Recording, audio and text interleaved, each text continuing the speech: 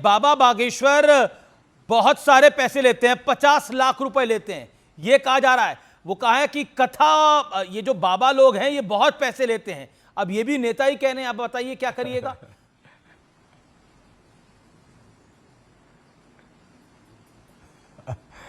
ऐसा देखो, कौन कितना लेता है, कौन किसको क्या देता है, अब इसका हिसाब किताब किसके पास हो भाई, किसी के पास कोई, अब अखिलेश जी को पता है कौन ले रहा है कौन दे रहा है। देने वाले ने बोला हो, किसी लेने वाले ने बोला हो, ये सब फालतू की बातें हैं।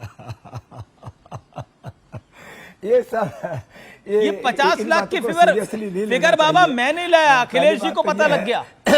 दुनिया में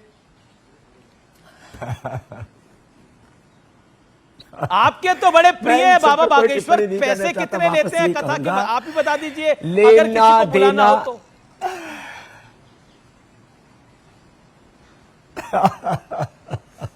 ऐसा है, जिसको बुलाना हो वो जाकर के हम फोन करवा देंगे, जिसको मिलने के लिए समय नहीं मिल रहा हो तो हम मिलवा देंगे। और वो जो हॉस्पिटल बना रहे हैं उसमें किसी को 5 लाख देने हो, 50 लाख देने हो, 5 करोड़ देने हो, दे देना भाई, और ना देने हो तो अपना कथा सुन लेना। और भाई फिर भी यूट्यूब पे भी आते हैं उनके वीडियो, उस पे सुन लेना, नहीं तो हम ऐसे ही सुन लो ना, हम सुना देते हैं सब कथा।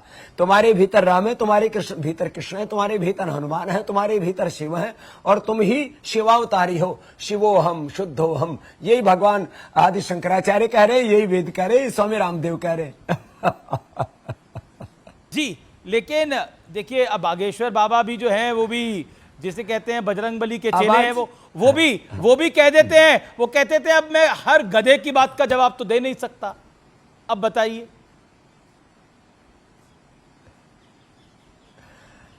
नहीं, उन्होंने बोला किसी को भी किसी के बारे में कोई भी हल्की बात नहीं कहनी चाहिए। वो हमारे छोटे भाई हैं, यदि उन्होंने ऐसा बोला है तो उनको हम डांटेंगे, उनको भी हम बोलेंगे ऐसा नहीं बोलना चाहिए। और उनको भी कोई हल्का बोलता है तो हम जरूरत पड़ेगी तो अखिलेश जी को भी बात करेंगे, भाई आप अपनी राजनीति करो, इन बाबाओं के पीछे मत पड़ो। तो हर आदमी को आप कह रहे हैं कि आप बागेश्वर बाबा और अखिलेश जी में सेटलमेंट करा देंगे, हमारा योग तो मतलब उनकी दोस्ती करा देंगे।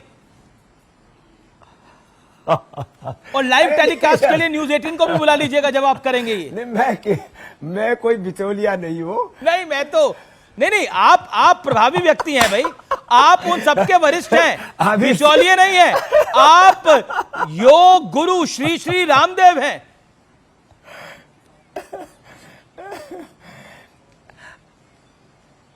मैं किसी में लड़ाई झगड़ा नहीं देखना चाहता। नहीं, सुलह की बात कर रहा हूं मैं तो लड़ाई झगड़े की बात ही नहीं कर रहा, मैं तो सुलह की बात कर रहा हूं। जी हिंदुस्तान के लिए आपसी मतभेद हमें जीने नहीं देंगे, देश न रहा तो हम कैसे रहेंगे, सोचना है हमें हिंदुस्तान के लिए, एक है लहू का रंग पहचान के लिए, जीना है तो जिए हिंदुस्तान के लिए। तो ये एक सोच हमारे भीतर होनी चाहिए। मेरे लिए राष्ट्र धर्म, राष्ट्र प्रेम, राष्ट्र हित, मानवता का हित, मानव धर्म, ये सर्वप्रथम है। और जो मैंने भी 4 वेद, 6 शास्त्र, सांख्य योग न्याय वैशेषिक वेदांत मीमांसा ईश केन कठ मुंडक मांडू के आदि उपनिषद, मैंने भी रामायण महाभारत श्रीमद् भगवत गीता 18 पुराण ये सब पढ़े। उन कुछ पढ़े लिखे लोग उल्टी व्याख्याएं करते हैं, व्याकरण शास्त्र के 2 अक्षर पढ़ लिए, निरुक्त निघंटू पढ़ लिया, उल्टी पुल्टी व्याख्याएं करने लग जाते हैं। शास्त्र के संदर्भों की गलत व्याख्या करना, संस्कृत में जो लिखा उसी को शास्त्र मान लेना, कोई प्रक्षेप शास्त्र में उसको शास्त्र मान लेना। देखो, मैं धर्म का जो सार्वभौमिक, वैज्ञानिक और व्यवहारिक और पारमार्थिक स्वरूप है, परम सत्य है, उसको स्वीकार करता हूं। धर्म के नाम पर ढोंग, आडंबर, पाखंड, अंधविश्वास को मैं पाप, अधर्म और पाखंड के श्रेणी में रखता हूं, नीचता की श्रेणी। बिल्कुल।